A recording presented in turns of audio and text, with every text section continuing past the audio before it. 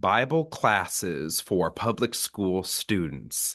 You might not know some of the options that are available for students out there, but this is why we have these types of conversations. And this is why I am very excited to share with you about an organization called LifeWise. And so to help me do that, I'm going to welcome to the show Miss Sunnie Cotton, and she'll tell you a little bit more about herself. But Sunnie, thank you for your time.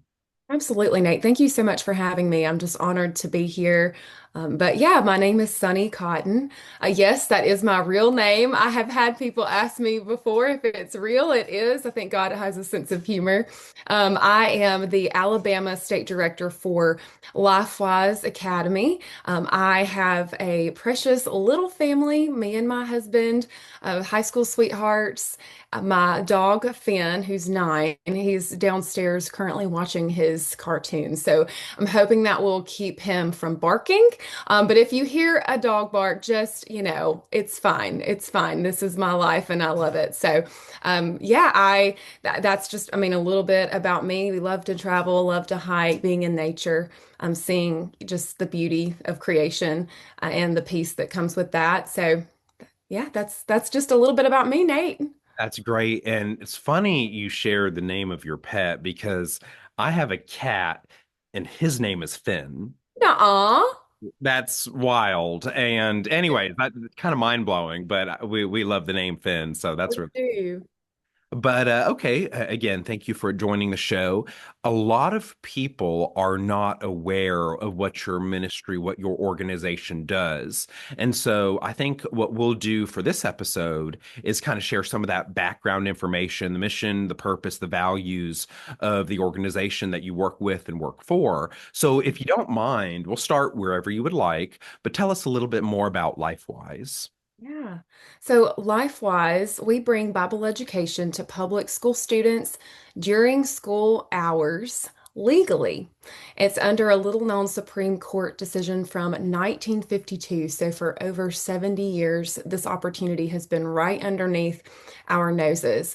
And so, it's legal as long as the program is off of school property, privately funded, and the parents have to opt the student in. And that's why we exist, because ultimately, you've got to almost, if you think about it, you've got to create a private school. You have to come up with the technology and the staffing, and you've got to have the insurance, and the list goes on and on. So we seek to eliminate the barriers to communities being able to take advantage of this incredible opportunity. And we have a plug and play model for communities to use. And that works in many formats, actually all over the country and now here in Alabama. All right. And so while I'm very supportive of LifeWise and what y'all do, I'm going to play a little devil's advocate here, push back Yeah. at a couple points. Uh, I'm sure you've heard people say, well, what about the separation of church and state? And I know you mentioned the Supreme Court decision and you mentioned a couple factors that have to be met, certain criteria. But what might you say when people think, oh, separation of church and state, keep the Bible out Mhm. of schools? What's your response? Yeah, I mean, it comes down to parental choice. This is legal. This is something that we can do. It is off of the school property. It's privately funded. The parents must opt the student into the program. So simply, if you think about it, it's almost like an elective. It's a choice that you can partake in. You can have the opportunity to learn about the Bible during school hours, just like might you learn about going to vocational school, learning work readiness. So for me and for what we know and what we, how we operate in this space of very much legal, having it off of school property and being privately funded, parents opting their student in, I mean, you can't beat that. It's pretty great. Yes, and so I'll agree with all that. I think your use of the word elective is important. So for parents out there, teachers, concerned, whoever might be concerned about these things, it's not like people are choosing this and they're not going to learn math, they're not going to learn English. Right. Any of them? Thank you for bringing that up. Yes, so it won't take place during a core class. So it's typically you see it during a specials rotation. Never during, my husband is a math teacher, so he I know appreciates this. It's never during math or science. It's during a specials rotation for students to participate in if their parents choose to opt them into the program. Great. Now, this next one is a little bit more philosophical, this question, but someone might say, well, there's youth groups that meet maybe on Wednesday nights. You go to church on Sundays. Why is this necessary? Why is it important? If you can just go to church once or twice a week, why do we need Bible classes for public school students? Absolutely. I think that's a great question because it brings up this fact that we see in today's world that we're experiencing all-time highs of anxiety and suicide and depression. And we're seeing all-time lows of church attendance, professions of faith, and biblical literacy. And, you know, we believe that there's a link there. And I'd also like to point out that not all students have access or the opportunity to be able to participate in those activities. Mm, I ran an at-risk youth program for years prior to this, and many of my students did not have transportation. The only wheels they ever got on was that yellow school bus, and having access to the foundations of biblical morals, we believe is important, and that all students should have access to per the parent guardian signing to allow them to participate in providing an opportunity for students who may never have access otherwise. mm. I think that's important with all the things that you're saying. What you or me might think is a typical situation might not be so typical. And so your experience is very important there that people grow up in a wide range of circumstances. And so we can't make assumptions about what might be available for certain students. Now, as you're doing this, you're getting the word out about LifeWise. Let's say someone their interest has been piqued. They're like, okay, I want to learn more, or maybe I want to take that next step to potentially be involved. What happens at that point? Yeah, so you can go to our website at lifewise.org. There is a wealth of information there. There's frequently asked questions, our statement of faith, how this really works. There's so many videos that kind of help you conceptualize what we do and how we do it. But most importantly, I would tell you that the first step that we hope that you would take would be to sign a community interest list. So you can go to our website and you'll see it right there when on the very first thing on our homepage to voice your support, to say, yes, I would like to see Bible education offered for our public school students during school hours. You can simply click that or click the button. You can go in and type in your district. There are many different ways to search your school and you can sign and voice support and then share it with others. Our greatest barrier is that most people just don't know that this opportunity exists. And that's how things get started. It has to be grassroots. It has to be led by the local people that go to their church and love the Lord and that are active in their churches. So voicing support would be an incredible first step.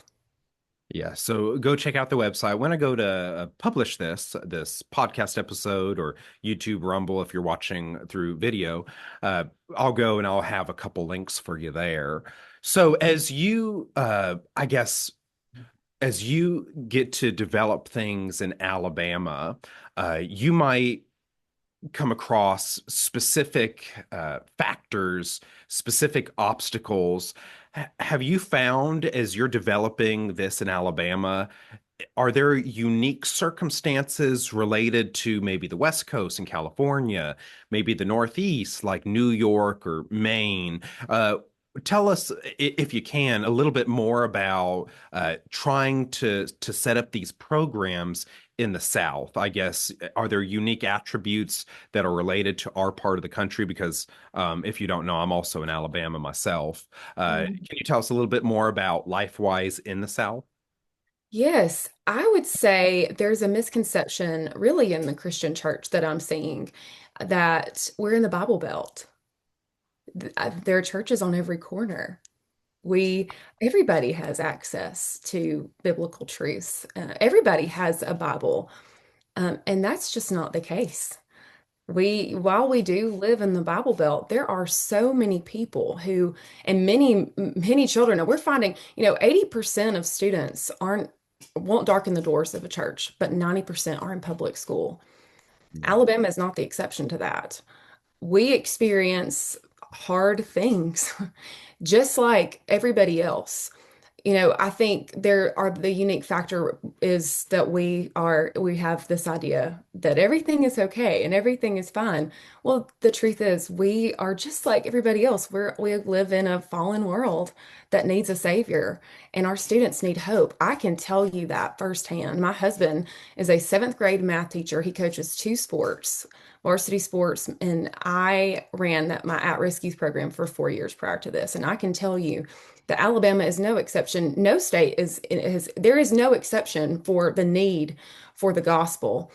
And I just see it often that many people are unaware of the desperate need for the gospel, for the desperate need for our students to know that there's a God that loves them, that has a plan for them. They have hope in Him.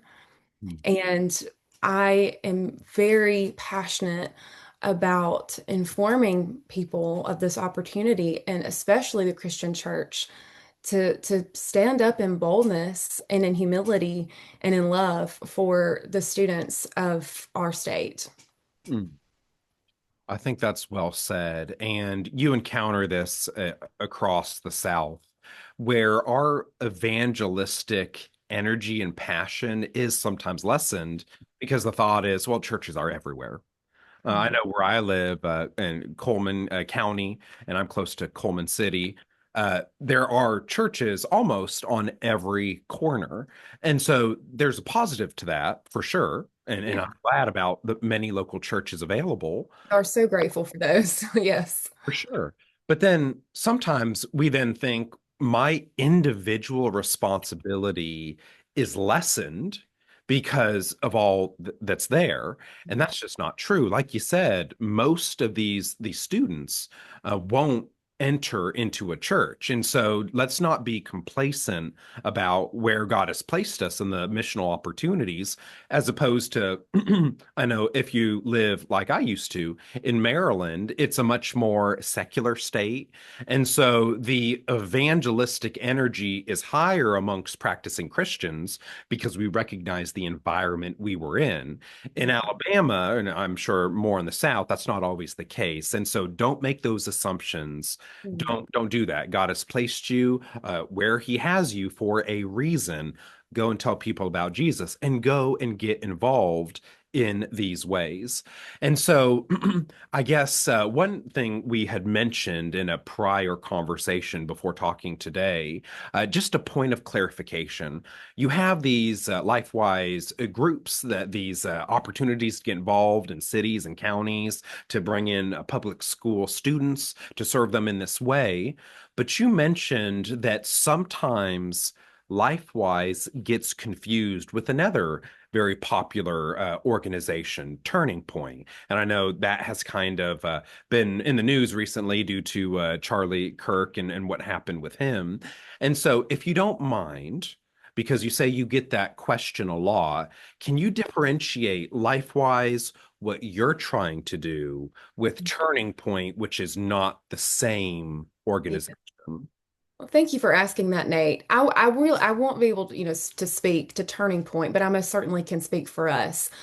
We have these three foundational elements that make up our organization, and I think it's really important that I can start there. And the first is that we're gospel centered, so we are committed. We are unswervingly unashamedly, I mean, we are set on ensuring that the students that come through these programs hear the gospel. And that I think is the most important because we know that that message is the only message that can change hearts. It's the only transformational message that can make the changes and the difference that we need in our lives. And the second one is excellence. We represent the King of Kings. That's a really big deal. And we recognize that this is an idea in a marketplace of ideas, and the gospel is worthy to compete. So, whatever it is that we're doing, we want to represent our King to the absolute best of our ability. And then the third is that we're community driven. So it has to be led by people in the community. So it's simply students having and parents having the option for their students to receive Bible education during school hours, again, being off school property, privately funded, and the parents to opt them in. And so that's how we operate. It's the gospel, it's biblical foundational truths, and it's a beautiful picture of many people from many churches coming together to make this possible for our community. Yes, and so I'll be able to say maybe I'll speak a little bit more on this. So Bible education, Bible classes, gospel centered, we need that. So if you look in your area, and I think Turning Point does some good things, but if you're looking in your area and you see a Turning Point chapter, don't think like I guess LifeWise, I guess we don't need it. I guess we don't need Bible classes or Bible education. That's not true. So it is a specific ministry with specific aims. It's Mhm. not necessarily focused on politics, which is more Turning Point's alley. This is Right. Bible education, gospel Absolutely. centered, gospel focused, faith focused. And so again, think about joining with people in your community and starting a LifeWise program where you are, partner with the churches in your area. And so I guess, Sunnie, I really appreciate your time. And so I'll leave it up to you. Before we conclude our conversation, is there anything else you want to bring up? Any other frequently asked questions? Any other topics you'd like to cover? I would just like to say, if you are listening today and you love the Lord and you are a Christian, I implore you and I ask you to go online, check us out. You can and voice your support for your local community. As long as you live, work, or worship, you can voice your support for your community. We need people that will connect us. So if you think, hey, Sunnie, I actually know somebody, it doesn't even have to be here, in Alabama, just anywhere that you feel like you could share and help us connect with somebody who might want to hear and engage with this ministry, please let us know. And we just need people that will come alongside us and pray. We know without prayer, without God, we can do nothing. Prayer is the most important thing. So just praying for this ministry. This is missions right here in our backyard. Like you said, Nate, we are called to be where we are for a reason and a purpose. And I think we get so busy in our lives every day. I know I do sometimes, just caught up in going to the grocery store and getting gas and running errands. We forget that God has placed us in our mission field right where we are, right here, right now, for such a time as this. There are students that are hurting. There are people hurting all around us. We've all experienced hurt at some point, some, more than others, and some are our worst days are behind us, and some of our worst days are before us. But we know that because of Jesus, we know that because of the gospel, we know because of his truth and his word that you and I have access to, that we can pick up and read, that we've learned about. Every single student deserves that opportunity to have the option. Every parent deserves the opportunity for their student to have the option. And so, if you'll come alongside us and pray, connect us, and voice your support, spread the word, I would be so grateful for that. Absolutely. And if you would like more information, you can go to the LifeWise website. Again, when I go to post this, I will Mhm. have that in the descriptions. So the frequently asked questions, you want more information. If you would like to talk to somebody, all of these things are available. So y'all consider, what would it look like in your city or in your county or both to have a LifeWise program, and how you could get involved and along with your church. So you don't have to do this all by yourself. Amen. Sunny, thank you for your time. I appreciate you getting with me this morning to be able to talk about this incredible organization and sharing what you've shared. Thank you so much, Nate. We're grateful that you had us. It was a lot of fun. Yes, ma'am. All right, y'all. As the time goes on, we'll keep releasing more episodes on a wide variety of topics. If you are interested in learning more about ARC, the Apologetics Resource Center, you can check out our website, arcanswers.org. You can find more info there. But until next time, I'll talk with you later.